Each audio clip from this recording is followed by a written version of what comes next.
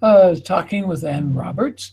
And this is a little informal follow-up where we can maybe talk about the show itself or wander off in slightly other directions that maybe we didn't get to during the regular show. Mm-hmm. Has it just come on now? Yep. Oh, So nobody heard what we said. yes, They did. They did. Well, I hope I said the right thing then. Okay. All right. Okay, the show is or was with Ann Roberts, and it was called. Do you remember? Oh, this is it. This is the question. The question. The embarrassment here. Just Active. Active wisdom. She was talking the whole time about active wisdom. That is the stage in which I am in. Are you still in that? In active wisdom? How long I'm was? not old enough for active wisdom yet. What was the age range? And first of all, hello. Thank you that you came again. Active wisdom range. I suppose for me, I'm whole. Oh, there's an echo. Can you hear it? Yeah. So let's do. Okay. Go ahead and talk. Really, for me, it's about I'm about the baby boomer generation. Yeah. And one of the things I was thinking about was when I was doing the reading, the baby boomer generation is called the pig and the python generation. Have you ever heard that one? The pig and the pie? The pig and the python.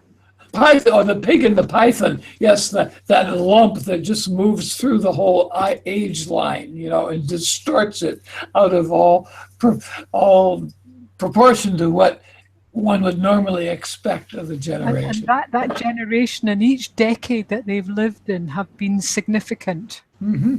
And that this generation is now coming into retirement. So again, this untapped resource that's there. And not everybody in the baby boomer generation is well off. No. So not to make assumptions around that in terms of resource. This is the thing, because many of us have never had the access to the normal life. Some of the baby boomers have become very successful in traditional ways, no? But many of us has become or hippies, or in our surrounding here, the people who came to Italy in the 70s and tried the new ways of lives, buying old houses and trying to have community. Many of them failed, but there are still some, and there's some single people like me who are still living in the countryside in a house in Italy. Yeah. So in some way, I'm included, we have never had a stable career. And so we never have a good pension, We never, when you were talking about 40 years of working, I think I have worked my whole life, but I've never had the occasion in this sense to say, I have a work. I have a job. I have a job. I went to sing in a professional choir for some years. Yeah, then I had a job. That was maybe the only job I ever had, official job. And whatever I did here in Italy, it was sort of halfway, private lessons, and it was not a job in the regular way. So I have a hard time to feel in pension or to feel at the end of a career, because I never have had it. I always do something, for sure, but not in these categories. And I think there are many of us, and many of us don't have the big resources, which maybe, for instance, my mother had quite a bit from my father, the pension. So this is the particularity of this baby boomer ages that I went off the rails in the 60s and I never got back on them. Yeah. But you had jobs. I had work somehow, that doesn't mean I had jobs worth mentioning necessarily. I up to 40, I had husbands, and this was a good idea in many ways. That's a job too. But. Yeah, it is a job. But, at the end, it is only catering to the fear of going out and do your own thing. So I understood that, and it was quite hard to go out with 40 and not having, you know, I mean, I've done university, I've done this and that, but it's not that you can apply for a job with that. I did a little bit of language teaching and German teaching in Italy on the Goethe Institute, but you know, it was never something serious until in Italy not to get a real fixed job is really difficult. You know? Yeah, it is. So at opera singing, we said, oh, somebody with a German accent, we don't need. So I just But tried. she'd be such a great Brunhilde, don't you think? Absolutely. Somebody called me, that was when I had the choir in the German church in Rome. One of the priests, he called me a life artist. I don't know how you say that in English. Well, Somebody who gets through life, you know, finds a way to get through life. And well, there are. Talking about Go ahead. Talking about music, in the 70s, I sang in a band with my sister. And then in 2006, I had an operation on my throat, and they intubated me and damaged my vocal cords. That's why. And so Okay. it took about a year of speech therapy to get my voice back, but I didn't spend time when I was working getting my singing voice back. But one of the things I've done as part of my act of wisdom is I have a young singing teacher. Oh. And I've joined the local university choir. Uh-huh. And we're singing Mendelssohn's Elijah. Oh. Elias. Oh, I love that. So music, I think, is a wonderful gift as well. One of the things I didn't cover that I wanted to talk to you about was a thing called cruel optimism. Cruel optimism. And this thing around aging where it's sometimes not okay to have challenges, you know, like aging challenges, you know, like I'm working with my feet at the moment because I've got arthritis in my toe joints, you know, and it's painful, and I don't want my feet to let me down as I age.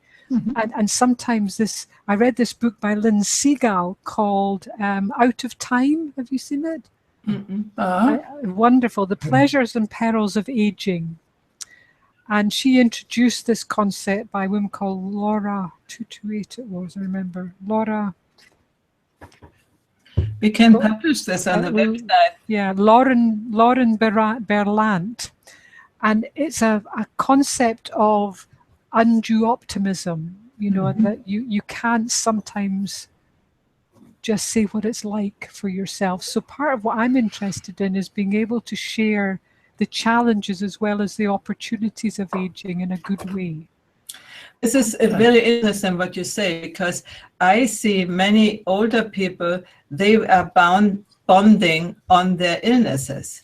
So to find a right way to be able to talk about what is hurting you and not having that as the only...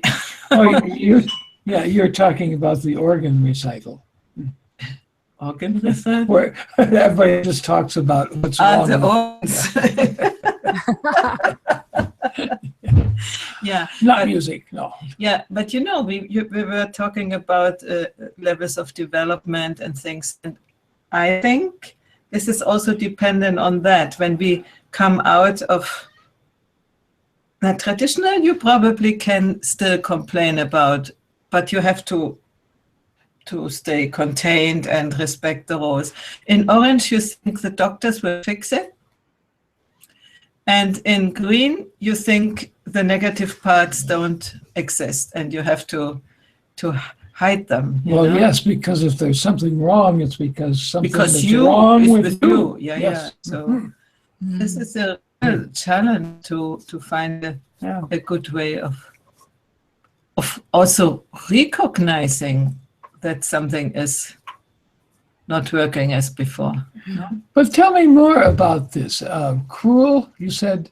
It's called Cruel Optimism. Cruel Optimism, yes. And it was Laura Berlant summarizes the prevalent rhetoric encouraging everyone to retain attached to fantasies of the good life. Ah. And I took it the into cruelty of optimism in a sense. Yeah. cruel, and that resonated with me around being able to say my feet hurt, but take action. You know, and I've got these things called correct toes, which is like an orthotic that I put between my toes, and boy, is making a difference. You know, so yes, it's okay. So you don't have to pretend everything's perfect.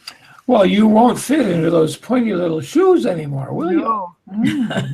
Have you heard of barefoot walking shoes? Seriously.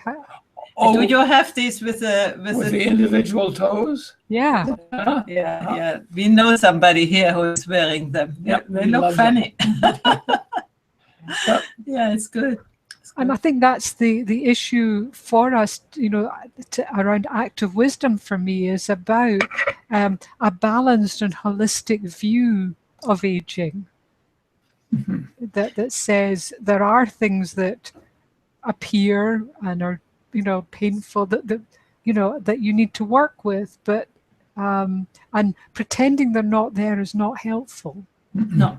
From my perspective, yeah. Absolutely. And maybe also talk more about how these things show up and what you can do.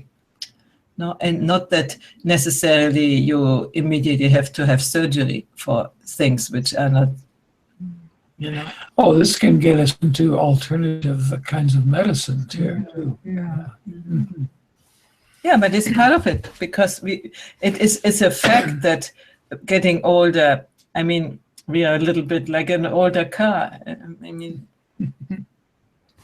well, I certainly find that some of my resilience is not as fast-paced.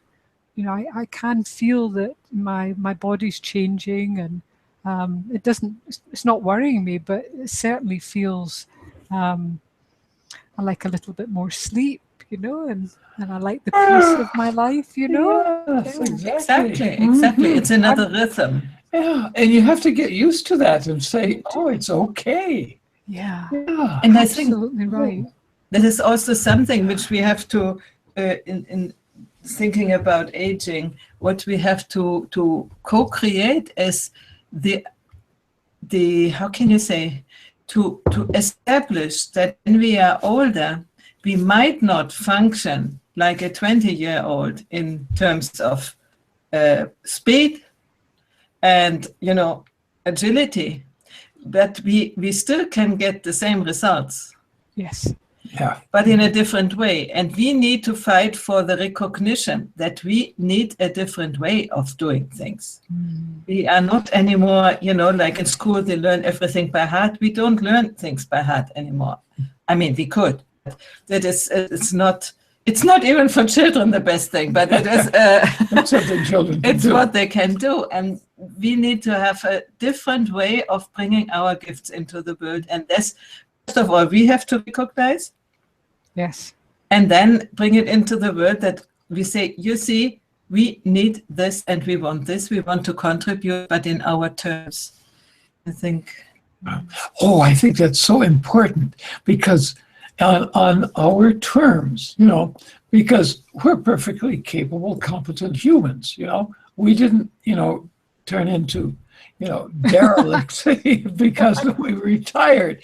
But all the ways of being have been designed by young people for us, you know, to follow. Inclusive these things here. Cell phones with a tiny little numbers. Yeah, so many things like that. But even the choices that are prescribed for us, you know, our assisted living or our nursing homes and so forth, these are not run by old people for old people. They're run by, you know, people in their career years, you know, who with their expectations. And their limited understanding. So comes to my mind what you then suggest saying this is that we create our own communities to be together. Yeah. This is your thing, no? Creating communities. Well, yeah, I'm interested in creating community, but I'm interested in doing that to be in relationship with other generations. Okay. Well, that's For excellent. me, it's not to close off any boundaries, but there's something that we can share, but it is about give back for me at this time. And on the model, Erickson's model, active wisdom has a virtue and a vulnerability. That was the model. And the virtue of active wisdom is engagement, and the vulnerability is withdrawal. You know, so that we withdraw from life, and that we're not. So for me, it's not about withdrawing into a particular age group. It's about some level of commitment and understanding that enables us to take what's ours to do, you know, our purpose at this time in our lives out into the world, and to find. For me, it was about finding how I could reach out to the world now, when I'm not the expert, or I don't have the job to legitimize my reaching out. And so the reaching out comes just from who I am. The reaching out can come from technology, however. Yes. I think this is a great advantage we have now, because I actually can have conversations with younger people online, you know, that are perfectly fine ways of relating to people. And I don't recall that kind of fluidity between the generations as I look in my life. Maybe that's not everyone's experience, but I was pretty much because you were not together with your children for a long time. Well, that's true. So. Yeah. But anyway, that's a plus of technology, and a reason to know how to use it. And this whole wonderful ability now to connect globally, you know, to have I'm having conversations with people in Brazil and America and, you know, South Africa, and it's just like being in the living room together. Yeah, exactly. Which is what you're doing as well. We wouldn't have people so many in the living room. We have very few friends with whom to talk around. Oh, we'd probably have beer, though, instead of a glass of water. When we were in the living room. No, if I hadn't this possibility with technology, I think I would be dead in the meantime, because alone in the countryside, and I mean, now I found him with technology, otherwise he wouldn't be here. So it's really a means of keeping alive. Say. Yeah. Wonderful. Oh, let's see what will come out. Yes. Out of what we are doing. I see there are people watching us. Do you want to come in? Click on top on in the Integral Aging Facebook group. Masterminding Integral Aging Facebook group, in case you are on YouTube. And you can come in and talk with us and talk about your perspective on grandparents, on aging, conscious aging. But make sure you're an expert before you open your mouth. We only accept, you know, credentialed academics. Oh yeah, the how do you call this? Diploma? Diploma. You need to have a diploma as grandmother, grandfather. Oh, I cannot talk because I'm not even mother. So how can I talk here? Well, I think wise elders is a much more all-encompassing energy than just being a parent. You know, there's wonderful aunts and uncles and that play an important part. Yeah. I don't have it so much because we are also the 5 children. We never had a really good connection, and we are all over the world. My sister in America, I'm in Italy, and my 3 brothers in 3 different parts in Germany. We see every 2 years or so, but just, you know, to be together. We don't have a real intensive relationship, and this is a little bit a shame, but that's what it is. So I'm so glad I have found this guy here. That's really, you know, this also the gift as a substitute, you could do much worse. The gift of aging, because with my first husband, in many ways, he is a sort of, I wouldn't say, but he has many similarities. So the attractions are. But with my first husband, when I met him 17, I was attracted for his BMW, and he was already in career. All these things, all these stupid things you have to go through to, to realize that's not that at the end what is important. So I could tell you a little bit of my life experience. Oh dear. Well, from here to there. Jum, jum, jum, jum. oh yeah. But we all have lives. We all have pasts. Yeah, and I want to say, when I was about 40, I have decided I want to become wise. And maybe this is a part of it, what we are doing now. No, really, I thought I cannot, just live somehow without any intention. So this intention was to really learn about what life is, and a little bit I have learned, and not avoiding all these troubles, which come up. So that's in some way what I would teach, what I'm teaching, to face everything. It was physically, when I was 27, I think, I entered into a group where we did what is called breath therapy. Breath. But it was not breast. No. Oh, yeah. Right. Okay. Right. But it was not really about breathing. It was about consciousness, body consciousness. And then you feel that the breath comes natural and relaxes and so on.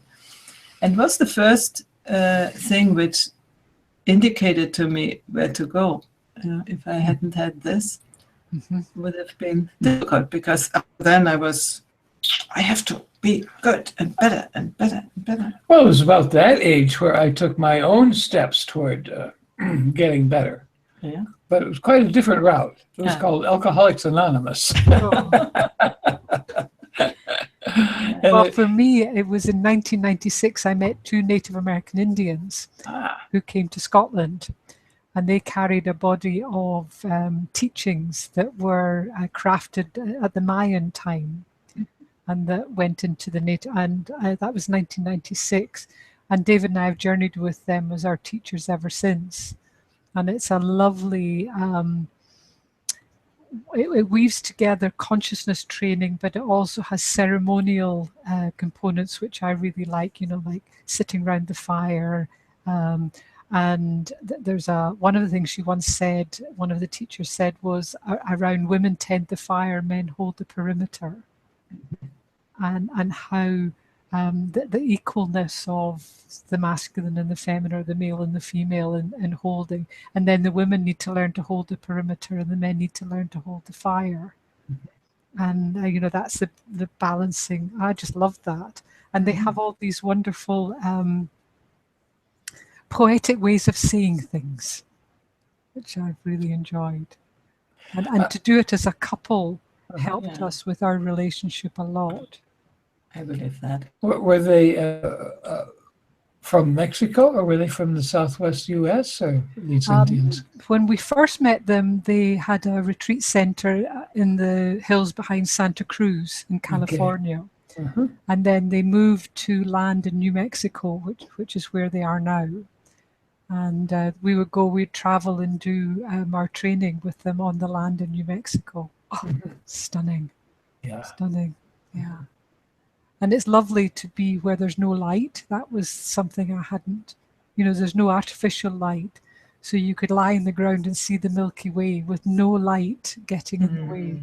Yeah. It's hard to find anymore. Yep.